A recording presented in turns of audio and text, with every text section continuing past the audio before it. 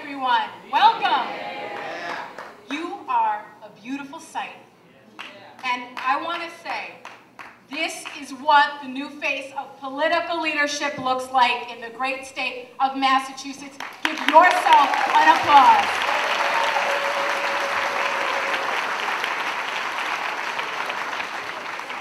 I want to congratulate the Commonwealth Seminar on its 5th anniversary.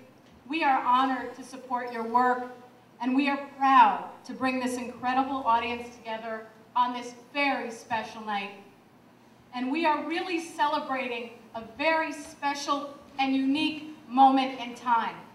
And I want you to just pause to think about it with us, because there's a reason we brought you here. It's not symbolic, it's real. We live in a great time of civic and electoral possibilities. And we all know this, but I need to just say it. At the state level, we have the first African-American governor in Massachusetts.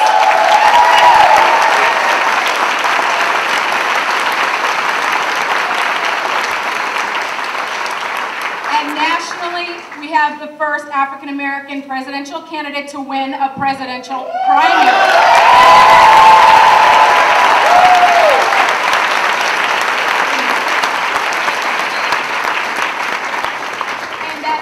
Almost went for the first time to a woman. So we are in a new era.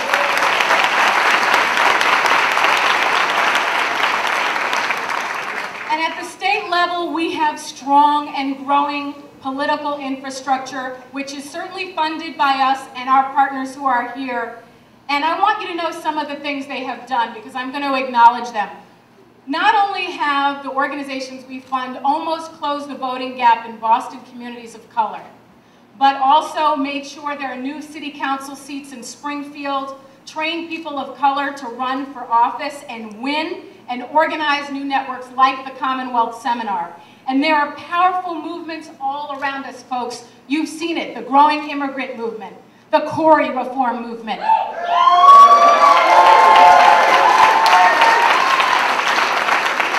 Marriage equality movement.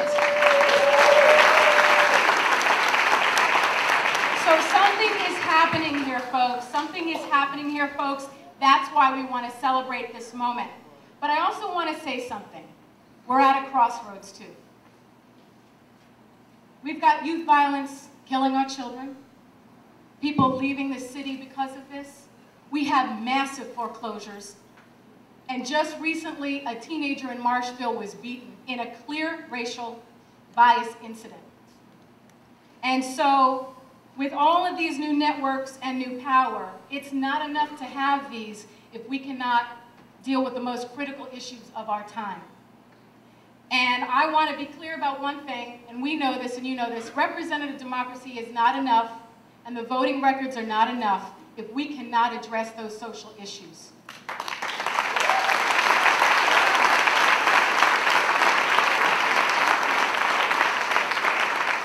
Because we will not be able to triple this room and expand our networks if people don't see community and policy gains and results. So part of tonight is to celebrate, but part of it is a call to action, that we use these new networks and new power for the underserved communities who do not have people representing them. That's the true calling of our work.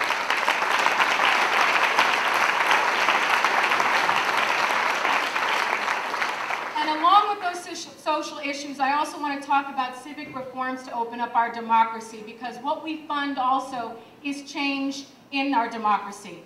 And there are some things that I'd like to share with you that we hope you all will work hard to make sure happens in our state. First of all, we need to make sure there's election day registration in Massachusetts to open up the doors to everyone.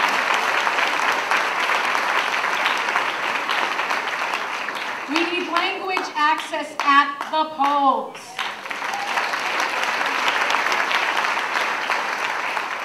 Public funding of elections is not over, folks. We still need to have that battle so that everybody can run and be a part of our democracy, not just the chosen few, but our communities as well.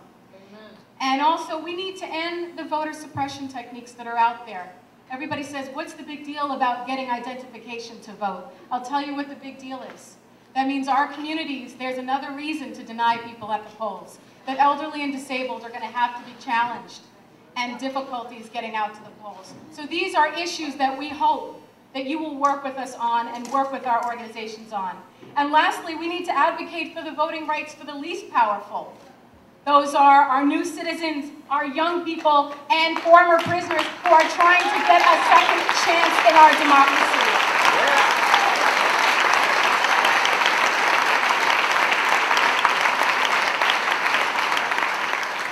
And last but not least, this work isn't done in November, folks. We have to have this work happen long after that. You need to vote in unpopular elections and get people out during those times when it's quiet. And we also need to run for office ourselves. We need to work in our communities. This is hard work, and it's not over after an election cycle. We have to keep it going and going.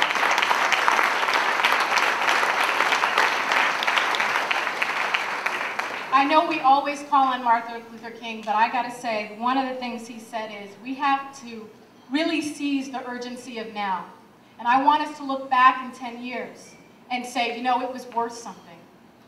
It was worth all the work that we did in our communities. It was worth all the work that we did to get new networks and new power. And our communities will be proud. That's when we will know there is success. So this is just the start of something that I hope will grow with all of us together.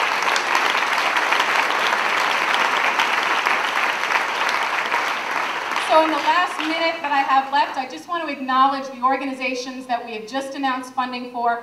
Folks, we don't do the work. These folks do the work. And even if we can't fund you, there are many other organizations out there as well. But I do want to list these groups. I would ask that you hold their applause. If they could just stand, if you're representatives from these organizations, please stand and hold your applause. I'd like to welcome you to the Boston Workers Alliance. Please stand. Centro Presente. Chinese Progressive Association. The Civic Engagement Initiative. Commonwealth Seminar. Ex-Prisoners and Prisoners Organizing for Community Advancement, Initiative for Diversity in Civic Leadership, Mass Vote, the Massachusetts Immigrant and Refugee Advocacy Coalition, don't be shy folks, Neighbor to Neighbor, OISTE, Southeast Asian Coalition of Central Massachusetts, and the Union of Minority Neighborhoods. Please give them a round of applause.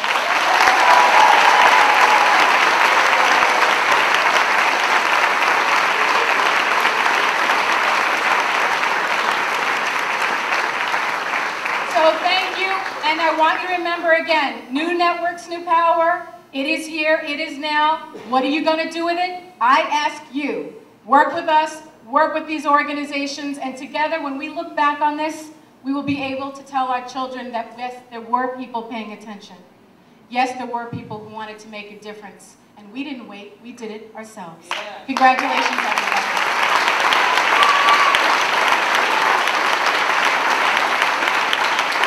And they don't know I'm going to do this.